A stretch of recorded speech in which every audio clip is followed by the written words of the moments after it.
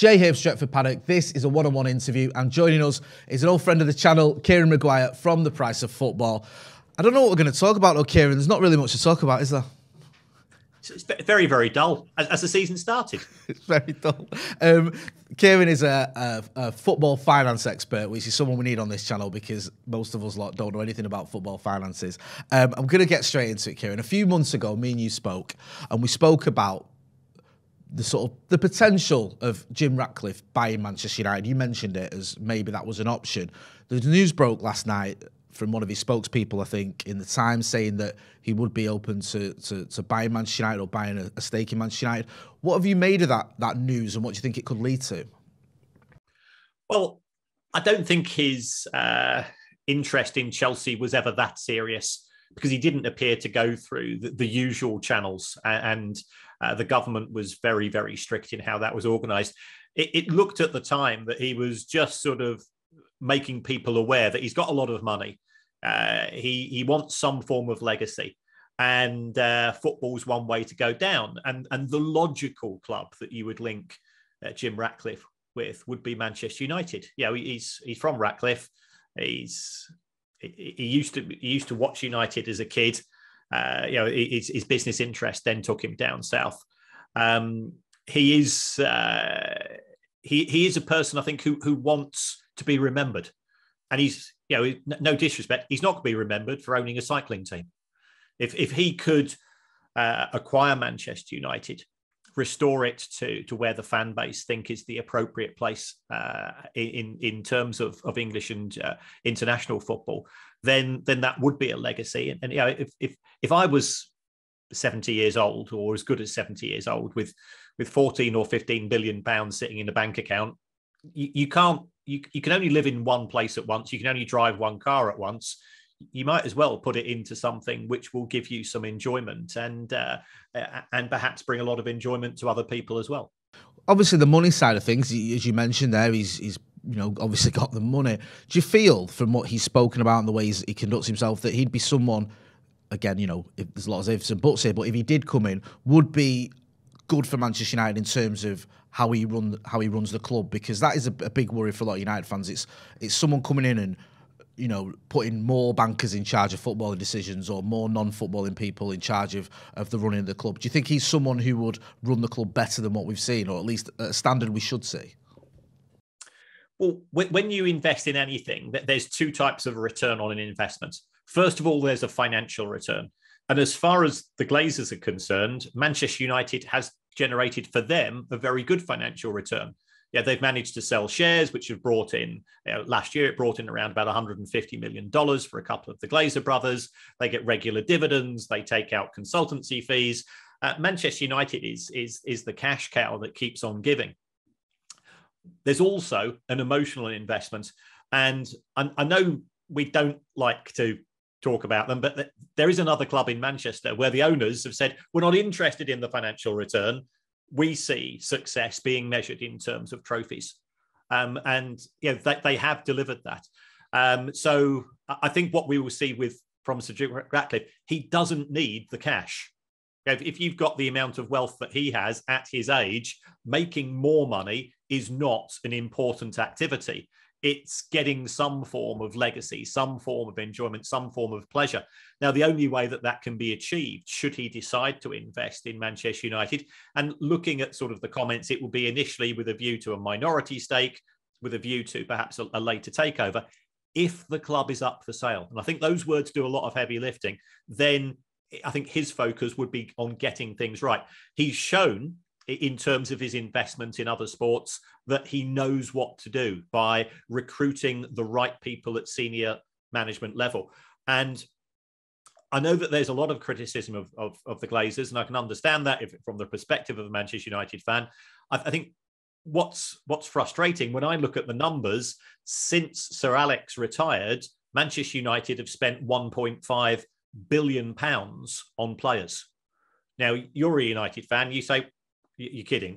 Where is it? I don't see that value on the pitch. I think it was also interesting when, again, you dig into the numbers. United have sold players since Sir Alex retired for around about 350, 360 million. Chelsea, 860 million. So Chelsea, who also have a record of signing some absolute whoppers, as we know, they still have the ability to, they sell Tammy Abraham and Tomori. They've got a really good production line of players who are bringing in a lot of cash. And I think that's one area where I think a lot of valid criticism can be made of the Glazers. If you look at any business, and it doesn't matter what industry we're talking in, if you can have the best management team around, but if you've not got the right resources, if you or I, we got the best people to run Blockbuster would still go belly up because it's out of time. Manchester United aren't that. Manchester United are in a fantastic industry. They're one of the biggest players in the industry. They should be successful. So therefore, you say, well, if it's not the resources available, it's not the Glazers have agreed the budgets, and the budgets are very competitive. You then have to say we have to look at the quality of the people making the decisions, because that's what good management do. Why were Apple a success and BlackBerry went wrong? It's because they made the right decisions by the right people. I think that's where the focus should be. If Sir Jim Ratcliffe can change the culture at the top end of the club, because I think I don't know anything about football. I've told you this before, but it's evident to me that Manchester United seem to be a long way behind City and Liverpool in terms of the utilisation of data, the utilisation of sports science, in terms of getting value out of the players that they've signed. Yeah, unfortunately, I think you're spot on. How do you see this, or how could this sort of pan out? You mentioned there that maybe he comes in and maybe there's a smaller stake with a longer term view. How do you think this could pan out? I think a lot of it depends on Joel and Avram Glazer. They do seem to be sort of, perhaps Kevin as well. They seem to be the main ones involved in terms of the running of the club. They're the ones that are having the day-to-day conversations with Arnold at United in terms of the boardroom. If they think we've had enough, we can make a decent amount of money of this. We can go on. We can concentrate on Tampa and our other interests. Then I think there's some potential progress. The downside, the Glazers believe that Manchester United is worth a fortune, and I think potentially they're right. But the reason why Manchester United aren't trading at a fortune on the stock market is the Glazers. They don't realise that they're potentially the problem in terms of their running of the club. There has to be a balance between commercial and on-field matters, and that balance doesn't appear to be right. And that's having implications. If I'd bought Manchester United shares in August 2012, when the Glazers first brought Manchester United onto the market, they'd be worth less today than they were 10 years ago. And that's even taking into account that there's been a big increase in the share price in the last week or so, because we've had Michael Knight and Elon Musk and now Sir Jim Ratcliffe. There's talk about other parties as well, but they're still worth less than they were 10 years ago. Now, for my car, that's understandable. Because my car goes down in value week by week, and then we all understand it. Manchester United shouldn't. Manchester United is a business with huge growth potential, and that's not being realised. No, yeah, I can see that. I can see that completely. There was also reports, you mentioned about the Glazers there, and there was talk of them, selling a minority share or a minority stake, and we've heard rumours that it could be, I think, a group called Apollo Global who are buying that. What have you made of that story, and what could that mean for Manchester United? I think we have to be careful about what shares are involved here. If the Glazers sell 10% of their shares to an outside investor, what happens under those circumstances is that the vast majority of the shares which are owned by the Glazers carry 10 votes each. If they sell them to people outside of the family, they only are worth 1 vote each. So it's not giving any power or control or influence to somebody else. And that money actually goes from Apollo to the Glazers. Now, if Manchester United issue shares, then Manchester United receives the cash, and it's up to senior management to decide how to spend that money. Old Trafford should not have a leaky roof. I know it's not rained recently, but let's face it, it's Manchester. The chances are it's going to rain over the course of the next 10 months. You shouldn't be having to queue for ages to get to the loo. You shouldn't have to put up with the pretty substandard catering facilities that are available there. I'm speaking as an away fan. Every away fan, the first time they go to Old Trafford, they want to be wowed. Well, you don't get wowed. You get wowed if you go to the Spurs stadium. You get pretty impressed if you go to Arsenal. Old Trafford, it's just looking tired. And there has to be a big spend there. So if that money is used to improve Old Trafford, then great. The fans are going to feel better. They should start to get a bit more money out of it. But I think you'd have to have that in conjunction with a significant increase in the size of the stadium, and that could provide the funding for that. Just one thing as well on sort of shares and ownership. There was talk recently, an announcement about fan ownership, about some shares going to the fans. Do you think that has any sort of legs? Could that lead to anything? Again, it comes down to what you get with the shares. If I own one share in Manchester United, I get a little photocopied share certificate. I can stick it on the wall of my toilet, and every time I sit down, I can say, I'm part owner. But are Manchester United going to phone me up and say, well, we're thinking of doing this or that? They're not. So I think we have to be. I don't want to be cynical, but we have to be cautious about what are going to be the implications of a share issue. If that share issue goes to a fan group, which can be then distributed to individual fans, the fans can then perhaps elect somebody, and that person is allowed to get involved with Manchester United, then perhaps we could see certainly better communication, more transparency from the club, ideally leading to better decisions. But I suspect that's not going to be the case. Boards of directors don't want their customers, and remember, we're talking an American franchise company here in as far as the Glazers are concerned, your customers, you're not fans. Then I think what are you going to get out of it? You're going to get a sense of feeling involved. We've had situations where Manchester United has been listed on the stock exchange, both in the UK before. Well, did that change the behaviour of Martin Edwards? No. You can buy shares in Manchester United today on the stock market. If you bought 100 shares, if you bought 1,000 shares, fine. But again, you're not going to be consulted. I own shares in companies. I've got shares in Vodafone and the Post Office and Marks and Spencer's. They never phone me up and saying, well, we're thinking of bringing out a new Colin the Caterpillar cake. What do you think about it, Kieran? They just get on with running the business.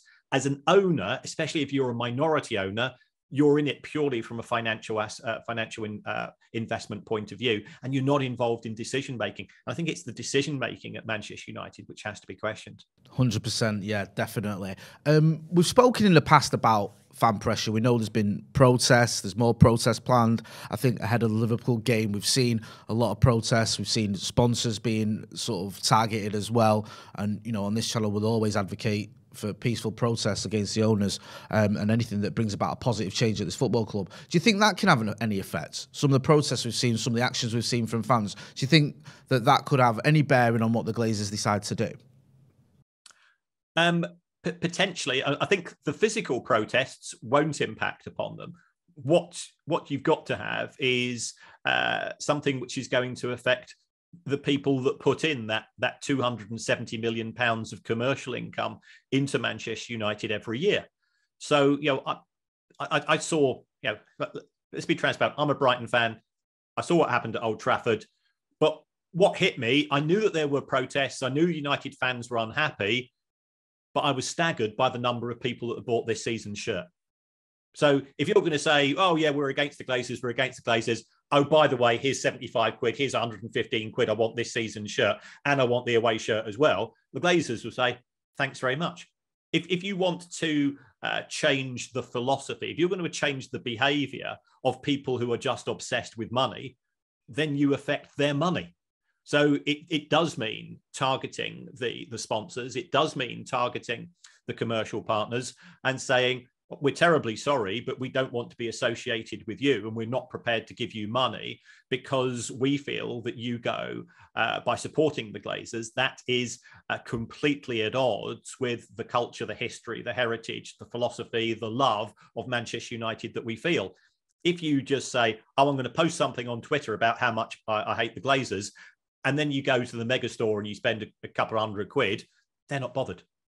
Yeah, I hear that. I know there's a lot of people out there who are probably going, well, actually, my shirt isn't an official one, it's a snide one. But I know what you mean about the visiting the megastore and spending a lot of money. Yeah, sometimes it's difficult as well. I understand that as a United fan. It can be difficult because, you know, especially if you've got kids and they want the shirt and stuff like that. It's never easy because you just want to get behind your team and support your team and your club. But with the Glazers here, you have to look at the bigger picture. And I think that's what a lot of fans, from what I've hearing, have been doing lately. Kieran, it's always a pleasure chatting to you. I feel like a little bit more hopeful. I think you used the word cautious there. You said you didn't want to be cynical. I'm very cynical when it comes to Manchester United, but I feel cautiously optimistic. And I always appreciate you coming on the channel and explaining these things to us. And hopefully we can talk again soon. Fingers crossed when Sir Jim Ratcliffe buys Manchester United and starts spending loads of money on new players. Yeah, and we'll carry on the bromance on Radio Manchester as well. Exactly, nothing better. Thanks a lot, Kieran. Always good chatting to you. Make sure you go and check out Kieran Maguire on The Price of Football. He's got all, you know, he's always doing good threads on Twitter and explaining football finances to people like us who need them explaining. So much appreciated. Thanks, Kieran. So there you have it. Good chat there with Kieran Maguire from The Price of Football. Some positives there, talking about Jim Ratcliffe, talking about the fact that, you know, he always felt that Chelsea bid wasn't a real bid and that maybe this was sort of him sending a message to Manchester United, to the Glazers, to Manchester United fans saying, here I am, I've got the money and, you know, I'm looking to buy a club and I'm a Manchester United fan. He also spoke about the protests and how they kind of affect, especially the ones on the sponsorship side of things and hitting the Glazers in their pocket, which we all know is what they care about most. Do get involved in the channel. Let us know what you think of that interview. Let us know what you think about Jim Ratcliffe and his potential bid and the Glazers selling the shares and things like that and the fan ownership. I want to hear your opinions, so do get involved. Don't forget as well to like, share and subscribe and go and check out Kieran Maguire at The Price of Football. This has been a one-on-one interview. Thanks for watching.